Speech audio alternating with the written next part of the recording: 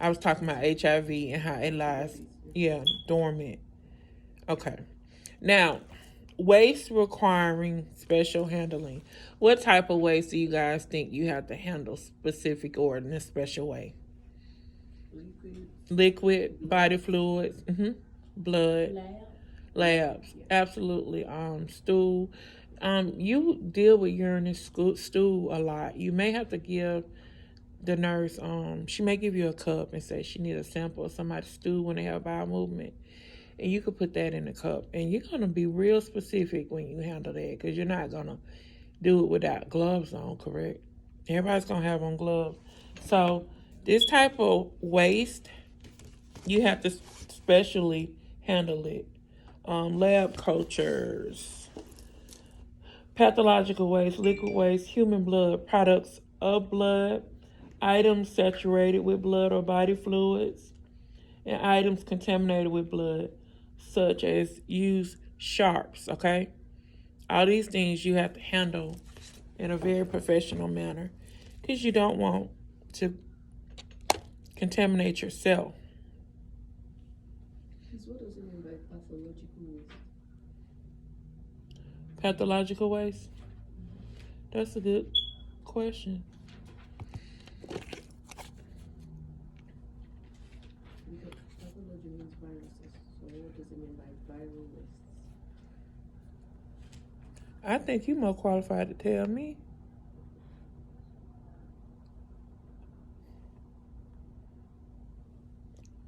I'm about to find the answer though.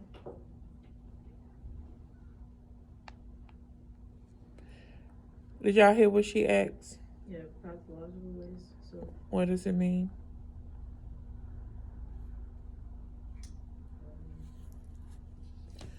Pathological waste includes, see? Well, I was wrong. I'm going to tell you what I thought it was. I thought it was thinking down the lines of waste used for biopsies. But you ain't had to insult me. You could entertain that answer a little bit. It made me feel like she said, sorry, no, I didn't mean it that way. But it says pathological waste includes any detached human or animal organs, tissues. Tissues, that's part of biopsy, isn't it? Mm-hmm. And body parts, including body parts used in research, but it does not include teeth. That's interesting. For example, when a woman gives birth, after birth. Right. Okay. Yeah. That would be it. Okay. That's interesting. Okay. What was your question, young lady? What did she say right now? I didn't really tell you to write anything down. Yeah, they write down special waste requiring special handling. Okay. So the next thing we're going to talk about is ergonomics. Ergonomics is very important. You will see ergonomics again, okay, guys? Ergonomics is the study of the relationship between the worker's physical capabilities and their job tasks. When it comes to ergonomics, we're talking about how you move, the proper way to do it, in a way that may allow you to injure yourself. Ergonomics is usually taught in orientation. Excuse me. Someone from the physical therapy department will come in and they'll typically show you the proper techniques to transfer, the proper way to stand when you're helping a resident lift, turn, etc.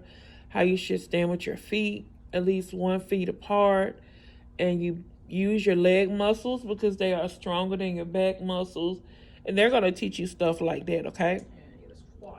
Yes. On-the-job injuries normally result from repetitive body movement, awkward posture, lifting heavy objects, and using the wrong equipment. That makes it easy to hurt yourself. Now, there are 5 steps to follow to prevent injuries, and these 5 steps I have put on this board, but I really want you guys to write it down because these 5 steps are important, and you will see it again. You're going to see these 5 steps repetitiously. 5 steps to follow to prevent injury. The first one is know your resident's capabilities. When we're talking about capabilities, we're talking about know what your resident can and cannot do. Autonomy is important, and you should encourage your residents to do as much as possible for themselves. So it's important that you know your residents' capabilities. Number 2, know what equipment is needed. You need to prepare yourself prior to going in the room and take all equipment with you that you need. Communicate the steps to other staff members that are assisting you. Number 4, which is important, always follow the care plan. And number 5 is evaluate the success of the tasks performed, okay?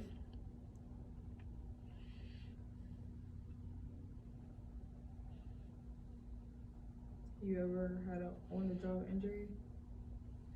Have I? Yeah. I'm thinking. I've had my on-the-job injury was more so what's the word for it? It wasn't sudden. It happened over a period of time. Right. So I couldn't blame my job, but when I went to the doctor because of the issue, it was an occupational injury. You get what I'm saying? So it's like, that's me. The responsibility fell on me. Like, I just had carpal tunnel surgery. That's an on-the-job injury, but who can I blame for it? Does that deal with your Mhm. hands, right? Mhm. Is it like Who can I blame, though? not that? Because I don't have a daughter, so I wouldn't have never, and I'm not a beautician, so I wouldn't have gotten it from combing hair. But it was occupational, so yeah. Now, y'all live a little longer. That's why it's important when we talk about ergonomics to do things the proper way so that you don't injure yourself and you won't get an on-the-job injury later on in life. Like my friend over here, I'm trying to pronounce your name, Osla. So, do your wrists ever hurt? Your thumbs ever lock up? Oh, Osla, no. That's not good. What do you do? I told you before. I take measurements. I sometimes assist with surgery and stuff. No, I'm talking about your wrists when you're braiding. Do they lock up? Oh yes, they do, and it hurts. And if I don't have fingerprints right now, I was hoping that I wouldn't have to use my fingerprints. Cause she didn't did this. She didn't wore her fingerprint off. Yeah, That's occupational. I don't have fingerprints. That's sick. And this. Oh my God.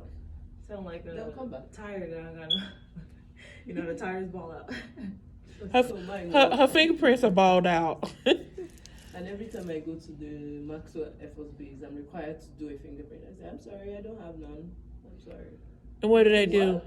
You can use your other They fingers. send me to the visitors' office to go capture and all that. Because the equipment they have, you just put your fingerprint, bring it out to the airport. They're kind of used to me now, though. You know. Cause no fingerprint girl right here. Yeah, They let's. just see me and they say, oh, okay. Wow, that's interesting. See, but none of our braiders ever complain of that. You know until you need to use your fingerprint. It's not every day that you get to thumbprint someone.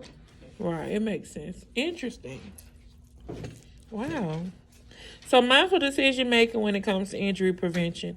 After the IDT team assesses the patient's capabilities, then you are going to know how the resident moves, transfers, etc. When working with your residents, you have to always be willing to ask questions and change your way of doing things. And you have to also make sure you use the right equipment. So what does it mean to be willing to ask questions and change your way of doing things? We went over that word yesterday. So we'll see again word.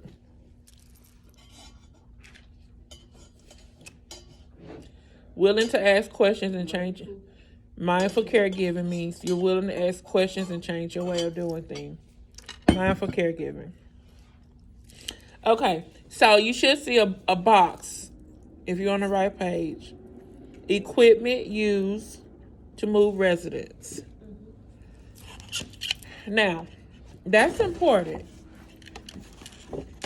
because you're gonna have to move the residents a lot, and it's important that you know what equipment is needed to move residents, and it's important that you know the proper way to use the equipment. Words to the wise: when we are in clinicals, you guys cannot use Hoyer lifts.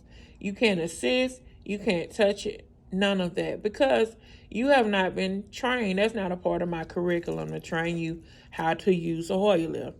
So when you're with your preceptor at clinicals, you're going to assist them with doing different things, but what you cannot assist them with is a Hoyer lift, okay? So if someone tries to get you to use the Hoyer, you just let them know I cannot assist you because I haven't been trained to use the Hoyer lift.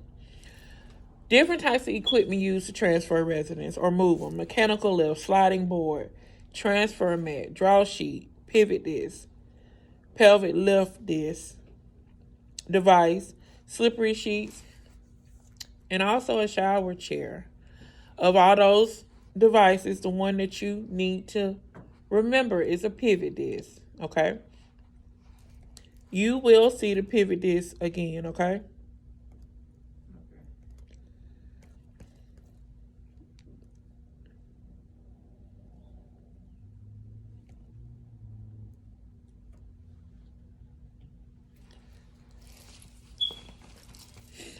You will see the pivot disc again. A pivot disc is something that's used to transfer a resident from chair to bed or bed to chair.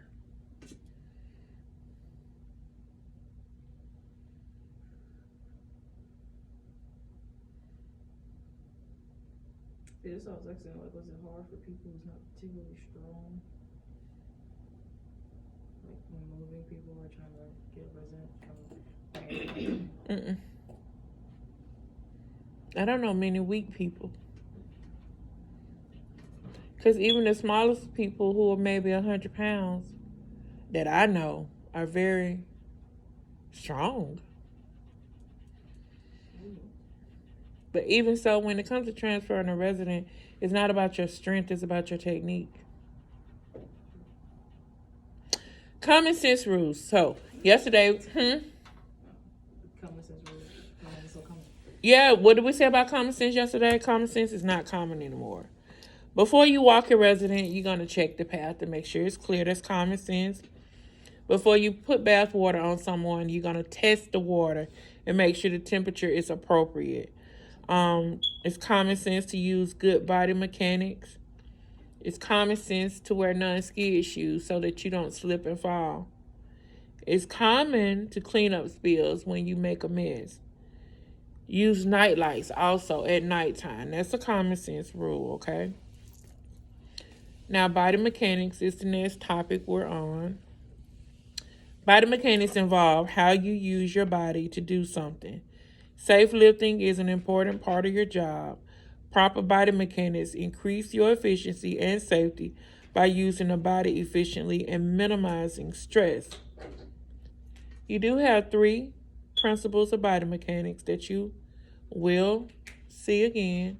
They are on page 151. Am I going too fast? No, I'm just trying to listen in right, I guess. Okay. So the 3 principles of body mechanics: number 1 is consider the situation before you start. Number 2, prepare yourself by considering your body mechanics. Number 3, determine how to do the lift, move, or position. Okay?